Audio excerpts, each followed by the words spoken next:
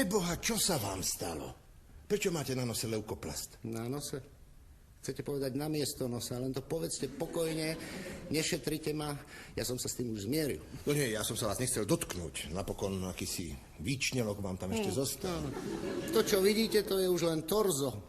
Výčnelok, odhryzok, dzinzík, všetko možné, len nie regulárny nos a vy sám najlepšie viete, aký som mal nádherný raťafár. No, je pravda, že roky som vás volal nosorožec. No, alebo skoba. No, občas aj chobot, keď som mal dobrú náladu. A dobrú náladu ste mali prakticky furt. Ale nečudujte sa, však to nebol nos, to bol prírodný úkaz.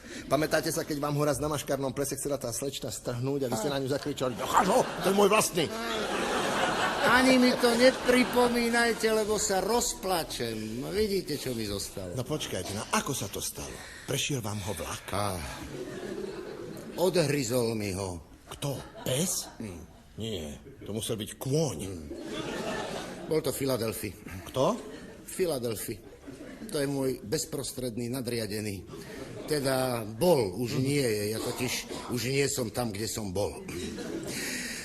No ale prišiel som za vami, aby ste mi poskytli takú právnickú radu. No tak pravdu povediac, ani ja som nie tam, kde som bol.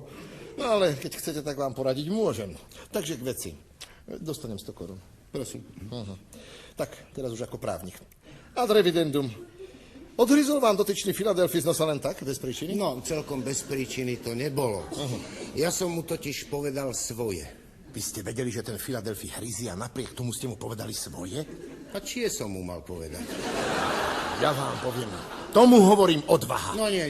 Nerobte zo mňa hrdinu. Ja som nevedel, že hryzie, dovtedy len štekal. Ale to všetko aj tak zavinila moja manželka. Tá je všetkému na vine. Raz večer sme ležali v posteli. S kým? S manželkou. Ale nerobte si žarty. Čo ste robili s manželkou v posteli? No to, čo všetci, debatovali sme.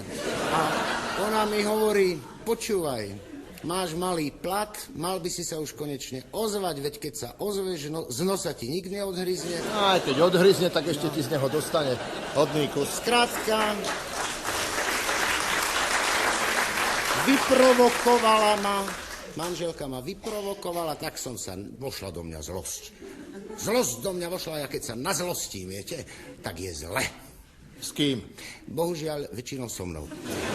A v ten večer som sa nazlostil nevídane a hneď ráno, len čo som prišiel do roboty, tak som Filadelfimu pred všetkými povedal svoj. Priamo a bez obalu? Priamo a bez obalu som prestúpil k nemu a hovorím mu, súdruh vedúci, nedalo by sa dať čo s tým mojím platom? A on? Že nedalo, vraj treba počkať. A vy čo na to? Že počkám. Preboha, takto otvorene? Takto. Bože môj, no a kde sa vo vás berie toľká nekompromisnosť? Čo ja viem, to ja hádam vrodené, viete, aj môj otec už bol taký. A čo bol váš otec? Lokaj. Nož ale neodbočujme, vráťme sa k tomu nášmu príkladu. No, takže vy ste mu povedali svoje a on vám odhryzol za to z nosa. Ale nie hneď, až na obed v závodnej jedálni.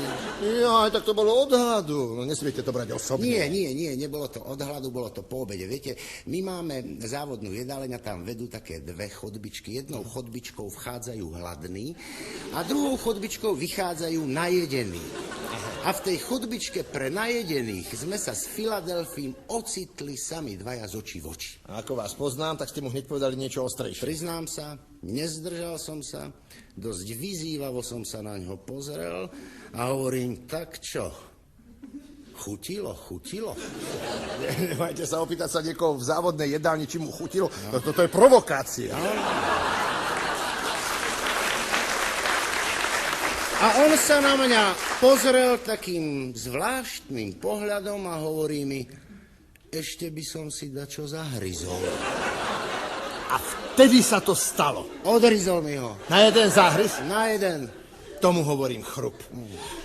Počúvajte, nepovedal pritom nič? Ale hovoril pritom niečo také ako, čo? asi, počkajte, v tom zmysle, človeče, vy ma už dávno, ale ďalej som nerozumel, lebo mal plné ústa. Človeče, vy ma už dávno, čo to mohlo? Neviem, čo to mohlo byť. Človeče, vy ma už dávno. Človeče, vy ma už dávno poznáte? Nie, poznáte to nebolo, to viem určite. No, teda s takýmto prípadom som sa v mojej bohatej právnickej praxi ešte nestretol. Ja neviem, či by som sa nemal obrátiť radšej na podnikového právnika. Zbytočný krok. Zbytočný krok. Podnikový právnik by vám pomohol, keby išlo spoločný majetok. Aha. Ale pokiaľ Vy ste mali svoj nos v osobnom vlastníctve. Áno. A pamiatkovo chránený tiež nebol. Nie. Prečo? Ja, falošná skromnosť. No. A pritom to bol čistý Biedermeier. No tak, čistý ako čistý, o tom potom. No. Na čo chcete robiť? Ja neviem, viete, no tak nakoniec by mi to bolo aj jedno. Je tu len jeden problém v zamestnaní, viete. Zákazníci sa mi strašne smejú, keď prídu k nám do... No tak prosím vás, tak ľudia nech sa trochu zabavia. Nech sa zabavia, pravda, že len, že to má jeden háčik. Ja som zamestnaný v pohrebnej službe. No, to je iná vec, úprimnú sústrasť. Tak čo by som vám poradil? Dajte ešte 100. Nech sa páči. No tak za tú 100 taká otázočka. A psychicky ste na tom ako? Psychicky som na tom výborne, akurát niektoré slova mi robia problémy, Chápem, neznášam. obnos, nános, výnos, podnos, nosič, prednos. Alebo keď mi manželka povie, to pivo už nenos, alebo keď je v televízii priamy prenos, tak to radšej vypnem. No, nie ste sám. A nie, že by mi tie slová dáko vadili, viete, ale keď ich počujem, tak sa ma vždy zmocní taká strašná táto... Nostalgia. No tak môžem to ako právniku zavrieť? Nech sa páči. Dajte ešte 100. Bohužiaľ už nemá. No tak v tom prípade sa s tým nedá pohnúť. Ale nevešajte nos. Prepáčte. Zastavte sa niekedy u mňa, mám fajnový koňak. Dáme si do nosa. Ježiš, prepáčte. Dobre. Pokojne. Ja som si už zvykol, no. Tak ja pôjdem. Musím si ísť prelepiť leukoplast. Večer sa chystáme s manželkou do divadla. No. Dobrú zábavu. Čo dávajú? Sirána. Už sa teším.